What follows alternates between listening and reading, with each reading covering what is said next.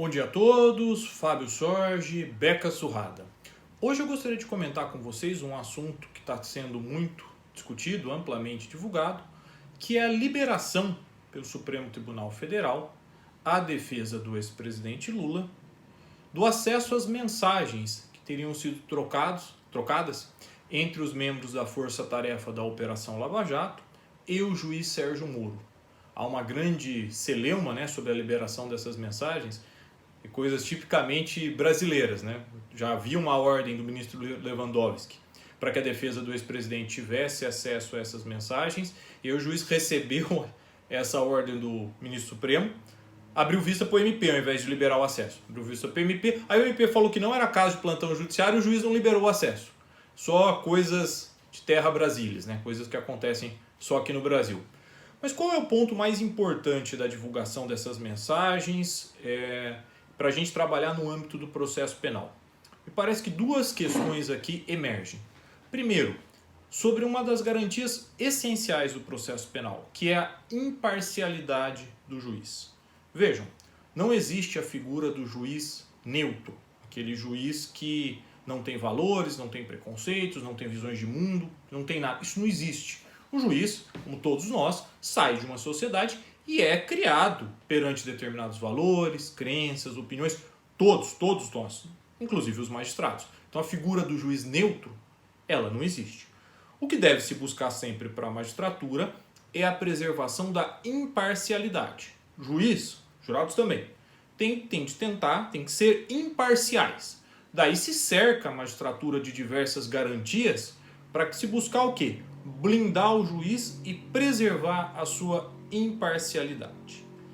Dito isso, em relação ao juiz Sérgio Moro, eu desde o início desconfiei sobre a parcialidade dele, sobre ele funcionar muito mais como um outro procurador da Força-Tarefa da Operação Lava Jato, ao invés de como um magistrado. No começo já me causou uma estranheza profunda, e para mim ali o ex-magistrado cometeu um ato falho, quando ele no interrogatório do ex-presidente Lula, no primeiro dos interrogatórios, diz ao ex-presidente que não é seu inimigo. Não, eu não sou inimigo do senhor, eu não tenho nada contra o senhor.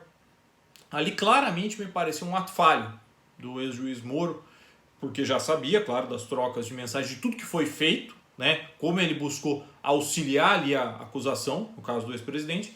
Então, ali foi um ato falho, ele se entregou. E acho que todos vão se lembrar o clima que havia no momento desse interrogatório. Eu lembro que havia a capa de uma revista Veja, se eu não me engano, em que Moro e Lula eram apresentados como boxeadores, literalmente como boxeadores, como se fosse haver uma luta entre o acusado e o juiz, quando o juiz tem que estar alheio ao processo. Some-se ainda algo que me parece ter jogado qualquer pá de cal sobre uma possível imparcialidade do então juiz Moro, foi quando ele aceita trabalhar como ministro da Justiça do presidente Bolsonaro, sendo que o juiz Moro ajudou na eleição do Bolsonaro.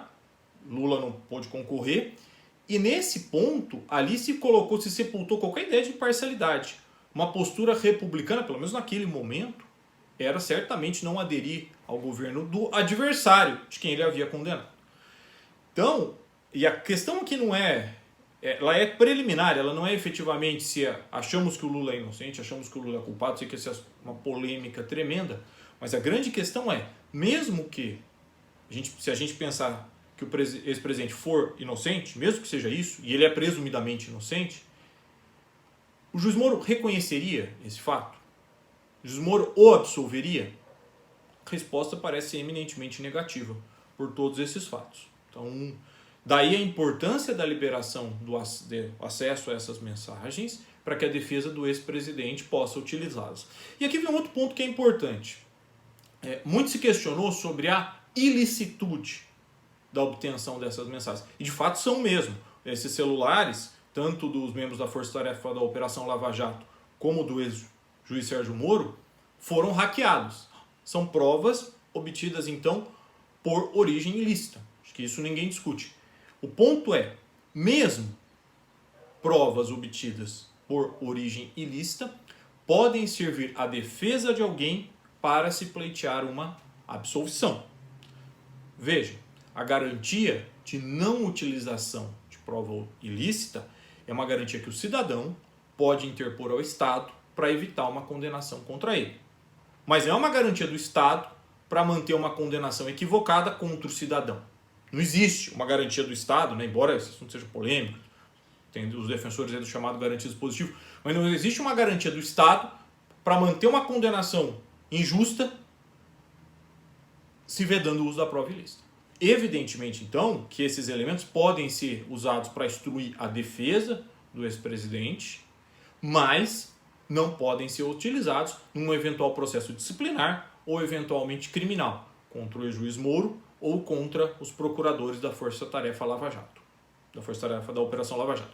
Então aqui precisamos delimitar isso, deixar isso bem colocado e bem delimitado sobre então essa possibilidade da utilização desses elementos na defesa.